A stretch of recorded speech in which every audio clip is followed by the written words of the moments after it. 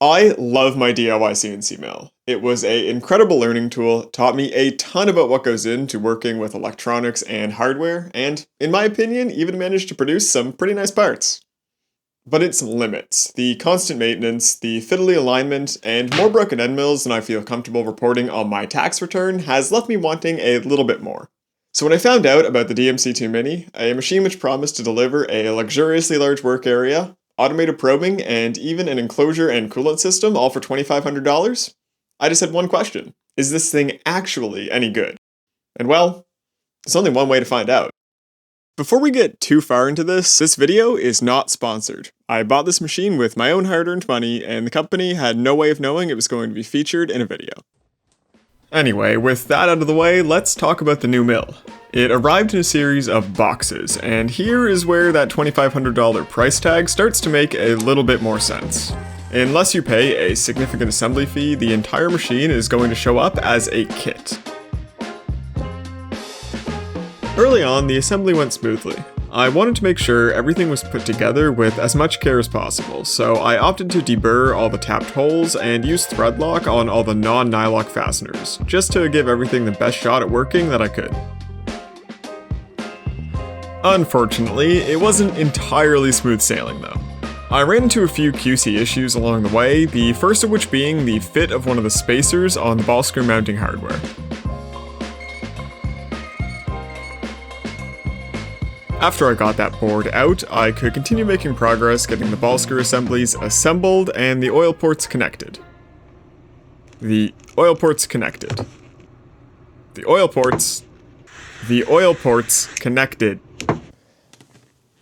So I figured out why this is so difficult. It looks like one of the M6 fittings that I found in the bag are the wrong size. So they should have been this little one, they are this not so little one. So I'm gonna try to figure out what to do.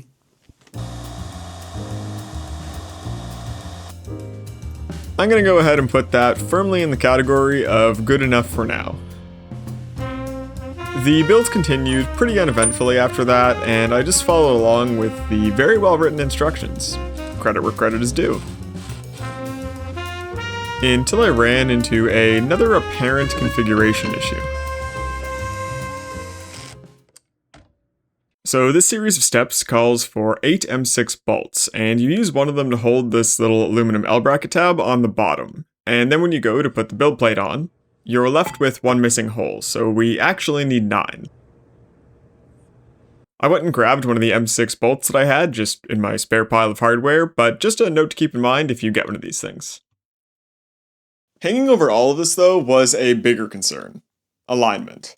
I've dealt with some pretty bad tram adjustability in the past, and I also know that I am not assembling this with any kind of sub-thou precision.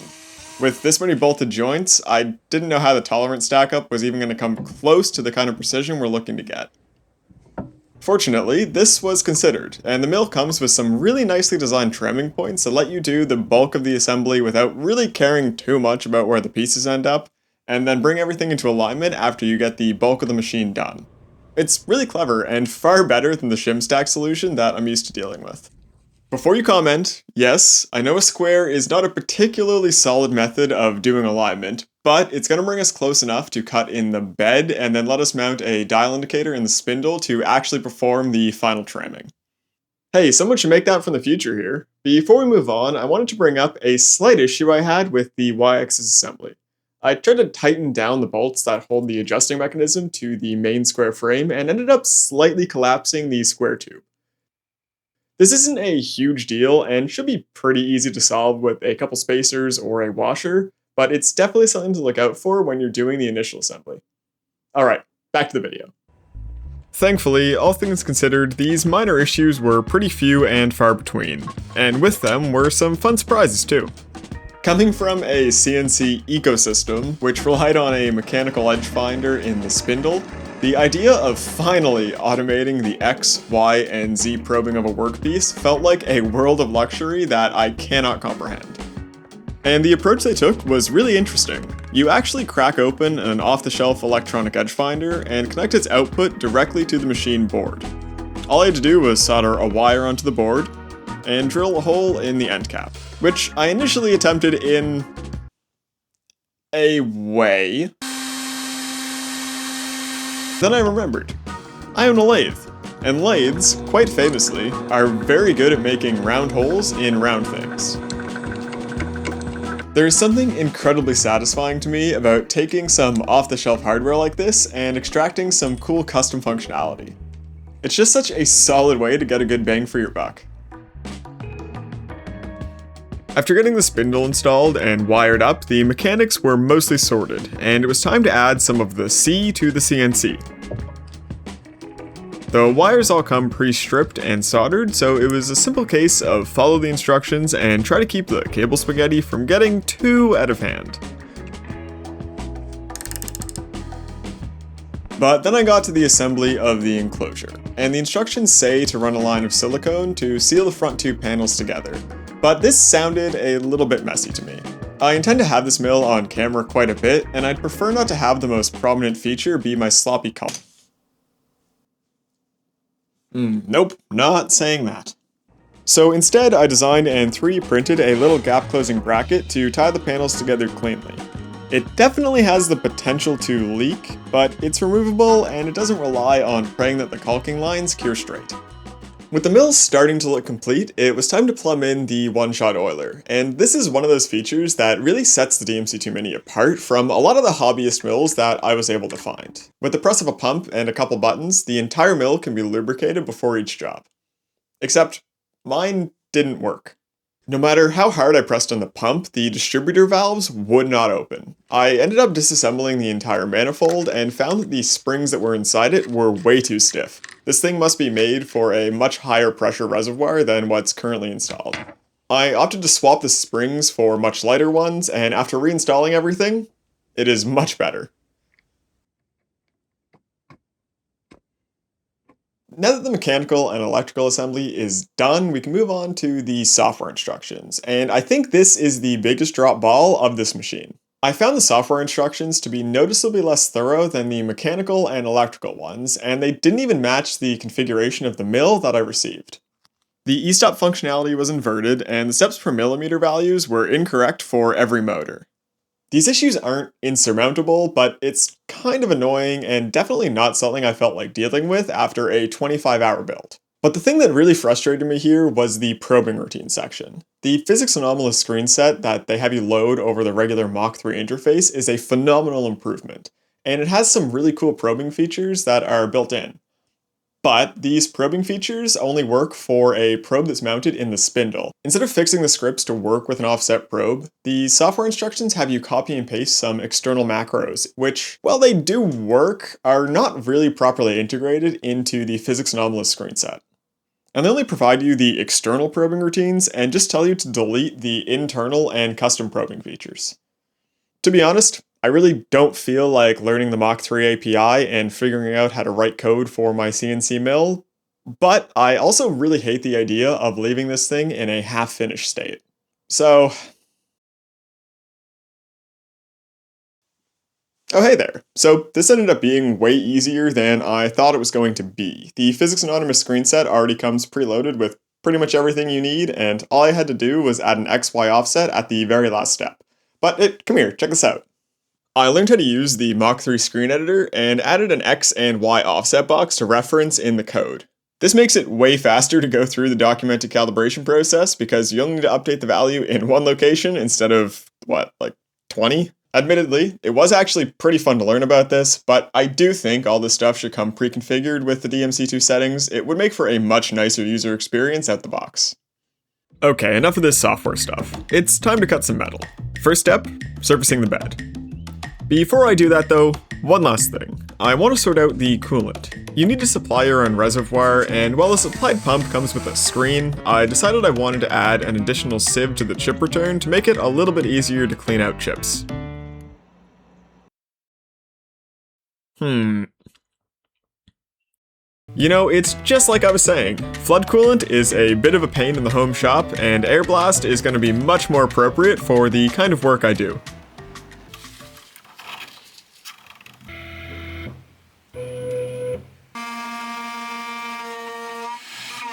That's an issue. At first I thought the Z-axis motors were slipping or losing steps, but it turned out to be something far simpler, a tolerance stack up in the x-axis support bar. The right side of the mill was sitting noticeably lower than the left, where importantly I took my Z height measurement. Once I corrected for that and recovered from the stress it caused, we were in business. After the initial leveling cut, I trimmed in the y-axis using a dial indicator mounted in the spindle and did a final skim pass to bring everything into alignment and make a truly smooth bed surface. This next part is where the stakes suddenly become very real. I've already faced in the bed to bring the y-axis into alignment, but now we need to cut the mounting features that actually let us mount stock into the machine. Machining features onto the machine itself with a untested machine is pretty risky. If an end mill breaks or we lose position at any point during the cut, we've basically turned the entire bed into a very expensive piece of scrap. So we have a little bit of a circular problem here. We need to mount stock into the machine to test the thread milling and boring parameters, but in order to mount stock into the machine, we need these features that we're going to be cutting.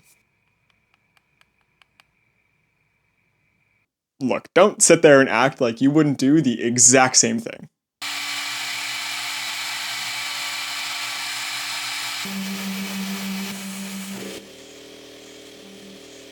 Thread milling is one of the best tests of a machine's repeatability. If it's off by even a fraction of a millimeter, the thread mill is going to snap and the threads are going to turn out terrible. But the toolpaths were dead on, the threads turned out beautifully, and the thought of not having to manually tap all of the parts that I make is just fantastic. I cut and chamfered the features into the bed of the machine, accidentally deleted all that footage by formatting my memory card, and then 3D printed some covers to keep the debris out of the mounting features. And just like that, the mill is ready to go. And coincidentally, I was just asked if I could make a linear actuator mount for a Kubota snowblower, which sounds to me like a perfect test candidate. What, you don't have people asking you to make stuff like this usually? Weird. The great thing about a fixture plate style bed like this is it makes it so easy to mount flat stock directly to the bed. And, very excitingly to me, because of the large XY work area, parts like this are going to be so much easier to make. With one side done, we can move on to the second side operations, and again, take advantage of the automated probing. Just make sure you set the probe lower than the tool. Oh, why did I do that? And after one more facing cut, we can finally watch some chips fly.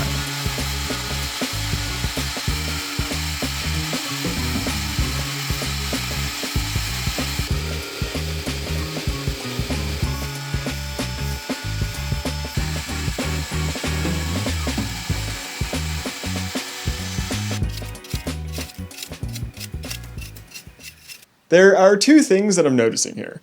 First, this is probably the nicest looking part I have ever made. And second, this mill is ridiculously fun to use. All of the stupid inconveniences that have been plaguing my DIY CNC are just gone, and I can just focus on making stuff, which kinda has me feeling like I want something else to make. A while back, I 3D printed a dial indicator mount for my mini lathe. It works, but it still feels like a prototype. And with how useful it's been, it feels like it's time for an upgrade. I keep talking about the automated probing. I really didn't expect it to change my workflow this much. Honestly, I might end up switching to a spindle probe with a smaller tip to keep taking advantage. Combined with the high-speed spindle, which finally lets these small end mills run efficiently, it really feels like a big step up in capability.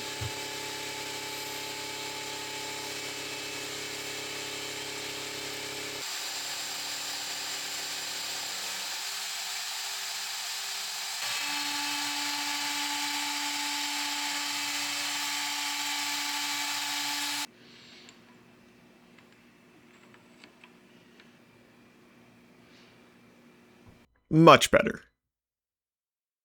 I think it's about time we answer the question that I always see raised about small machines like this. Aluminum is one thing, but how well does this mill handle making cuts in steel? Much to the chagrin of the people who like to tell me that every hobbyist needs at least a Haas VS1 to make parts in steel, the mill handled this beautifully. Even without running coolant, the mill had more than enough rigidity and feed rate to keep the heat in the chips and keep the part cool through adaptive clearing and contouring.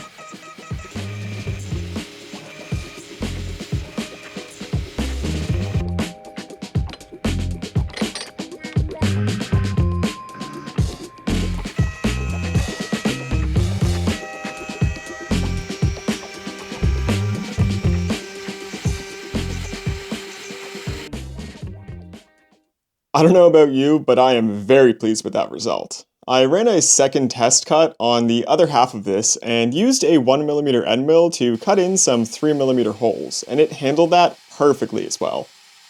All things considered, despite the assembly and software challenges that I was faced with while building this thing, I have to say I'm pretty happy with this addition to the workshop and the projects it's going to enable. Anyway, that's all I've got for now. Hope you enjoyed the video, and hopefully it was a decent look at the capabilities of this thing. Let me know if you want me to do any other tests. As always, thank you folks for watching, and I'll see you next time.